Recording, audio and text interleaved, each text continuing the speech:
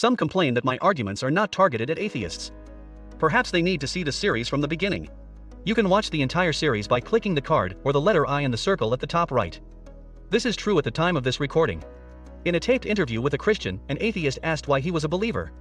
The believer replied, "It is a gift." At that point, the video went on to explain how the believer had the gift of credulity. In other words, he had the ability of believing nonsense. The atheist betrayed his ignorance. He seemed not to know the way in which the word was being used. The Merriam-Webster dictionary could have helped him. Here are two meanings. 1. A notable capacity, talent, or endowment. That is the definition that the atheist interviewer assumed that the Christian was using for the word gift. Here is the correct meaning. 2. Something voluntarily transferred by one person to another without compensation. That is how the word gift was being used. This is where the atheist went wrong. In playing chess, this mistake would be called a blunder. YouTube is rife with such blunders. Most Christians believe that God has no obligation to save them or anyone else.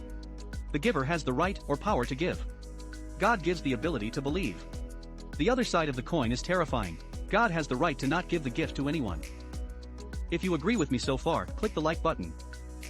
There is another word, faith. Here is one of many definitions of faith found in the dictionary: firm belief in something for which there is no proof.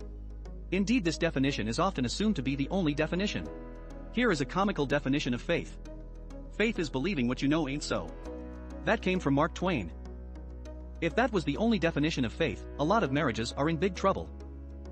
Let's get back to the task at hand. We need to define faith.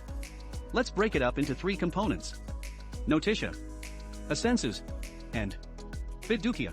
Notitia are the data, if you will. In this case, the notitia refer to the Bible. The Bible makes the extraordinary claim that Jesus is God.